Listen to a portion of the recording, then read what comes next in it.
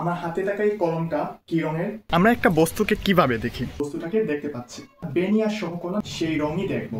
রং থাকে না, ideal black body বলি। সবাইকে নমস্কার এবং আদাব, আশা করি সবাই ভালো আছেন। এবার বলেন তো, আমার হাতে থাকা এই কলমটা কি রঙের? নীল রঙের? না, এই কলমটা নীল রঙের না। আজগুবি কোনো কথা বলতেছি না, চলেন এটা ব্যাখ্যা করা যাক কেন এই কলমটা আসলে নীল রঙের না। তো প্রথম প্রশ্ন, আমরা একটা বস্তুকে কিভাবে দেখি? কোনো উৎস থেকে আগত আলো কোনো বস্তুতে প্রতিফলিত হয়ে যখন আমাদের চোখে এসে পৌঁছায়, তখনই আমরা সেই বস্তুটাকে দেখতে পাই। সহজভাবে বস্তুটাতে আলো পড়ছে, তারপর সেই আলো আমাদের চোখে আসতেছে, যার কারণে আমরা ওই বস্তুটাকে দেখতে পাচ্ছি। দ্বিতীয় প্রশ্ন, তাহলে আমরা বস্তুর রং কিভাবে দেখি?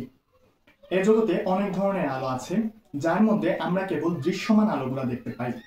এই দৃশ্যমান আলোর আবার 7টা রং আছে, যাকে আমরা বেনিয়ার সহকলন নামে জানি, অর্থাৎ বেগুনি, নীল, আসমানি, সবুজ, হলুদ, কমলা এবং লাল। আবার এই প্রতিটি রঙের আলোর আবার নিজস্ব তরঙ্গ দৈর্ঘ্য আছে। এবার ধরেন একটি বস্তুতে সাদা রঙের আলো পড়লো, এই সাদা রং হলো 7টা রঙের আলোর সমষ্টি। এবার বস্তুটা কিছু পরিমাণ আলো শোষণ করবে আর বাকিটা প্রতিফলন করবে। এবার যে আলো সে প্রতিফলিত করবে তার একটা নির্দিষ্ট তরঙ্গ দৈর্ঘ্য থাকবে, আর সেই তরঙ্গ দৈর্ঘ্যের আলোর যে রংটা হবে, আমরা বস্তুটার রঙও সেই রঙই দেখব। অর্থাৎ আমার হাতে থাকা এই কলমটা আলোর 7টা রঙের মধ্যে বাকি 6টা রঙকে শোষিত করতে পারলেও এই শুধুমাত্র নীল রঙের আলোটাকে শোষিত করতে পারেনি, এবং ওই আলোটা প্রতিফলিত হয়ে আমাদের চোখে আসতেছে, যার কারণে আমরা এই কলমটাকে নীল রং দেখতেছি। অর্থাৎ কোনো বস্তুর নিজস্ব কোনো রং থাকে না, আমরা বস্তুর যে রংটা দেখি সেই রংটা আসলে সে প্রতিফলিত করে। এবার তৃতীয় প্রশ্ন, তাহলে আমরা কালো রঙের বস্তুগুলোকে কিভাবে দেখি? প্রথম কথা হচ্ছে, কালো কোনো রং না, যেখানে কোনো রঙের উপস্থিতি নেই সেই জায়গাকে আমরা কালো বলে থাকি। অর্থাৎ কোনো বস্তুতে আপতিত আলোর সবগুলা রঙই যদি বস্তুটা শোষণ করে নেয়, তখনই আমরা বস্তুটাকে কালো দেখি। এবং যদি কোনো বস্তু তার উপর আপতিত আলোর শতভাগ শোষণ করে নেয়, তখন তাকে আমরা আদর্শ কৃষ্ণ বস্তু বা আইডিয়াল ব্ল্যাক বডি বলি, যেটা পাওয়া খুবই মুশকিল।